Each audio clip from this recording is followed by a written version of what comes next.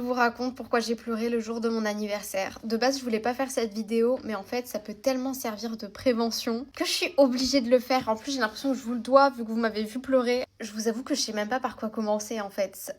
Est-ce que je vous balance l'info comme ça? J'ai pris feu le jour de mon anniversaire. Enfin, mes cheveux ont pris feu le jour de mon anniversaire. Et l'enchaînement des choses a fait que je me suis disputée avec mon copain. Samedi, c'était donc mon anniversaire et tout allait pour le mieux jusqu'à ce que mon copain me ramène un gâteau avec une bougie. C'était un moment trop mignon où on était que tous les deux et c'est un peu notre tradition depuis qu'on est ensemble. Tout va bien, on rigole, je filme le moment, grande influenceuse que je suis. Ah, vient le moment où je ferme les yeux pour faire un vœu et je souffle la bougie et en fait pendant que je fermais les yeux et que je faisais mon vœu, je l'ai pas senti, je me penchais sur la bougie et en fait mes cheveux ont pris feu. Cette vidéo c'est une vraie prévention parce qu'apparemment ça n'arrive plus souvent que ce qu'on le pense. En fait mes cheveux ont pris feu mais tout d'un coup et en fait c'est vraiment l'odeur de brûlé qui m'a alertée.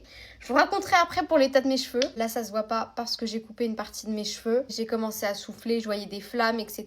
Et j'ai eu vraiment très peur, vraiment pour ma vie. Finalement tout ce qu'il y a eu dans la chambre c'était une odeur de cochon grillé et quelques cheveux en moins. Et alors ce qui m'a vraiment pas fait rire les gars, la réaction de mon mec. Mais alors là, si on se sait, alors je dis pas que c'est parce que j'ai des origines latinas que je suis impulsive.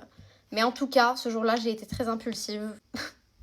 Mon copain a commencé à me pointer du doigt et à rigoler et hurler de rire. Je vous avoue, je suis hyper gênée de vous raconter cette anecdote parce que je vous parle jamais de mon mec en vrai. Il limite à se moquer de moi et je vous avoue que ça m'a vraiment fait du mal sur le coup parce que c'était le jour de mon anniversaire, je m'étais cramé les cheveux. Pas hyper bien non plus dans la relation parfois. En fait, vous connaissez l'effet boule de neige. S'en est suivi une dispute parce qu'il y avait plein de choses qu'on avait à régler aussi personnellement pour d'autres trucs, d'autres sujets dont je vais pas parler sur TikTok. Et dans tous les couples, il y a des hauts et des bas et ma seule erreur cette fois-ci, c'est d'avoir montré cette partie-là de bas sur les réseaux sociaux alors qu'en 4 ans, je l'avais jamais fait. Cette histoire, j'en ai tiré 2 leçons. Jamais fermer les yeux quand on souffle une bougie et ne pas exposer ses problèmes et ses relations sur les réseaux sociaux. C'est la première fois que je le faisais et en fait, j'ai très vite regretté.